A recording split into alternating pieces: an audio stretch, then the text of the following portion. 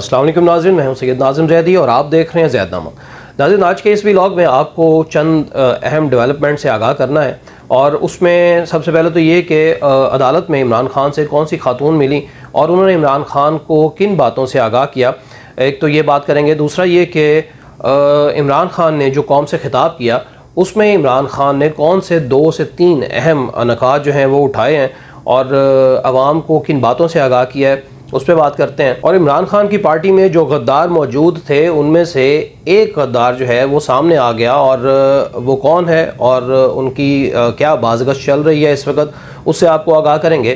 तो नाज़रीन, अपने व्लॉग का बाकायदा आगाज़ करते हैं और आपको सबसे पहले बताते चलें कि इमरान खान से जो अदालत में खातून मिली उन्होंने उनसे क्या कहा और वो कौन थी। वो एक वकील खातून थी और उन्होंने ये बताया कि मैं जो हूँ वो तकरीबन 18 दिन जो है वो जेल में रही हूँ और क्योंकि वकील थी इस वजह से मैं तो निकलने में कामयाब रही, लेकिन और जो ख़वातीन हैं जो 9 मई के वाक़ये के बाद गिरफ़्तार की गई वो अभी तक जेल में मौजूद। और उन्होंने ये बताया कि वहाँ पर जो ख़वातीन हैं उनकी हालत ठीक नहीं है। उन्होंने ख़ास तौर पर डॉक्टर यास्मीन राशिद का भी जिक्र किया कि उनकी भी, डॉक्टर साहिबा की भी हालत कुछ बेहतर नहीं है। और वहाँ पे हमें पता है कि आलिया हमज़ा भी हैं, सनम जावेद भी हैं। और उन्होंने एक और ख़ातून का भी जिक्र किया कि वो एंट्रेंस के वक्त जो है वो जेल के दरवाज़े पे बेहोश हो गई और कोई फ़र्स्ट एड का भी निज़ाम मौजूद नहीं था जेल में।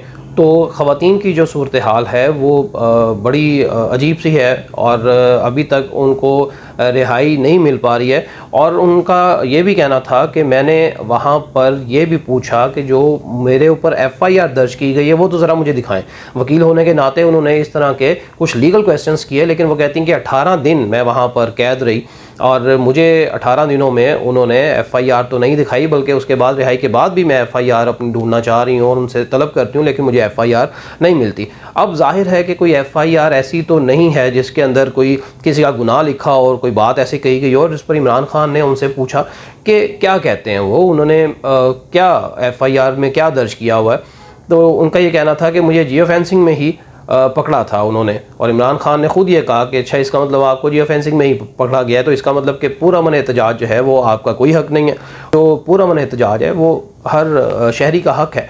तो इमरान खान ने इस पर बड़ी एक इम्पॉर्टेंट बात की। उन्होंने कहा कि जो मुश्किलात हैं वो आज़ादी के लिए बर्दाश्त करना पड़ती हैं और आज़ादी के लिए ये कुर्बानी तो देनी पड़ती है। इस पर उस खातून ने भी कहा कि हम अभी भी आपके साथ हैं और जो जेल में कैद ख़वातीन हैं उनके हौसले अभी भी बुलंद हैं और वो आपके साथ हैं, वो अपने लीडर के साथ हैं। और नाज़रीन, इमरान खान ने जो कल ख़िताब किया कौम से, उसमें उन्होंने ख़ास तौर पे ज़िक्र किया कि अवाम जो हैं वो पाकिस्तान से मायूस होकर बाहर जा रहे हैं। और उन्होंने बताया कि इस अरसे में, 1.5 साल के अरसे में, जब से ये हुकूमत रजीम चेंज का अमल हुआ है, नई हुकूमत आई है, तो इस अरसे में 12 लाख के करीब जो प्रोफेशनल्स हैं वो मुल्क छोड़कर बाहर चले गए हैं। अब इस पे बड़ी तशवीश थी इमरान खान को कि अगर इसी तरह मुल्क छोड़कर जो प्रोफेशनल बाहर चले जाते जाएंगे तो पाकिस्तान जो है या कोई भी मुल्क अपने प्रोफेशनल्स को अगर खो देगा तो वो तरक्की कैसे करेगा। तो ये वो लोग हैं जो कि अपने अपनी फील्ड्स के माहिर हैं, एक्सपर्ट्स हैं और वो दुनिया में मतलूब होते हैं। यानी वो, इमरान खान का ये भी कहना था कि दुनिया में किसी भी मुल्क में अगर प्रोफेशनल्स जाना चाहते हैं, एक्सपर्ट्स जाना चाहते हैं तो उनको ईज़िली वीज़े मिल जाते हैं। अब ये वो लोग हैं 12 लाख जो कि ईज़िली अपने वीज़े अप्लाई करके जॉब के लिए, काम के लिए बाहर गए। और दूसरा, एक तो ये आपका जो टॉप का ब्रेन है, एक तो ये बाहर जा रहा है। दूसरा अहम बात यह है कि ये लोग जब जाते हैं तो अपने साथ अपना कुछ कैश भी लेकर जाते हैं, अपने पैसे भी लेकर जाते हैं। तो यहाँ से आपका एक तो जो टॉप ब्रेन है वो भी एक्सपोर्ट हो रहा है और दूसरा ये कि जो आपका इकॉनमी है उसको भी ये थोड़ा सा एक धचका लगता है कि वो पैसे भी अपने साथ बाहर ले जाते हैं। ज़ाहिर है बाहर रिहाइश रखनी पड़ती है, काम करने पड़ते हैं और जो उन्हें वहाँ पे ज़रूरियात हैं वो पैसे से ही पूरी होंगी। तो ये 2 किस्म के काम जो हैं वो एक साथ होते जा रहे हैं। अब इसमें वो लोग शामिल नहीं हैं जो कि पाकिस्तानी वो यूनान के करीब जो कश्ती का हादसे का शिकार हुए थे, वो लोग और हैं, वो टॉप ब्रेन नहीं है, लेकिन वो भी अपने काम की घर से इस हालात से तंग आके, महंगाई से तंग आकर और मुल्क छोड़कर दूसरे मुल्क जाना चाहते हैं काम की घर से। इसके बाद नाज़रीन बात कर लेते हैं कि इमरान खान की पार्टी में जो गद्दार थे वो भी अब खुलकर सामने आ रहे हैं। उसमें से जो अब मंजर आम पर आए हैं वो परवेज़ खटक साहब हैं। उन्होंने अपनी एक जमात बना ली पाकिस्तान तहरीक इंसाफ पार्लियामेंटेरियन के नाम से, और उन्होंने ये दावा किया कि उनके साथ तकरीबन 50 से ऊपर जो लोग हैं जो इलेक्टेबल्स हैं वो मौजूद हैं। लेकिन जिन लोगों को उन्होंने साथ बैठाया, कोई प्रेस कॉन्फ्रेंस नहीं की, एक बंद कमरे में कुछ लोगों को बैठाकर उन्होंने एक वीडियो बनाई और वो मीडिया को दे दी और सहाफ़ियों को कहा कि ये अपने चैनल्स पे चला दें। लेकिन होता ये है कि दिन के वक्त कहा जाता है कि उसके अंदर तकरीबन कोई 31 के करीब लोग थे और शाम तक उसमें से 19 लोगों ने तरदीद कर दी कि जी हम तो इस पार्टी का हिस्सा नहीं है, हमें तो वैसे ही कहा गया था कि एक मीटिंग है और उधर वहाँ जाके वो बैठे हैं। लेकिन शाम तक उन्होंने सब ने कह दिया कि हम इस पार्टी का हिस्सा नहीं है, हम परवेज़ खटक साहब के साथ इस पार्टी में शामिल नहीं है।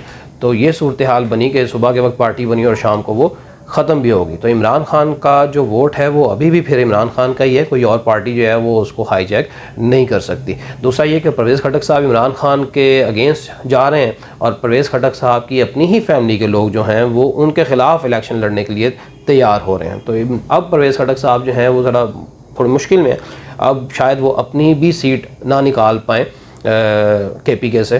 तो ये पार्टी जो थी इमरान खान के ख़िलाफ़ जितनी भी पार्टीज़ बनती जा रही हैं, पहले हमने देखा कि जो जहांगीर तरीन साहब ने जो पार्टी बनाई उसका भी कोई हवाल अब समझ नहीं आता, क्योंकि उसके भी लिंक्स जो से हैं वो मौजूदा हुकूमत के साथ हैं और आवाम कैसे साथ दे सकते हैं। जो इस हुकूमत के नाकिद हैं वो उसके साथ मिलने वाली जो पार्टीज़ हैं उसके साथ कैसे खड़े हो सकते हैं। तो लिहाजा ये नाज़रीन तब तक की अपडेट थी। मिलते हैं अपने अगले व्लॉग में, तब तक के लिए इजाज़त दीजिए। अल्लाह हाफ़िज़।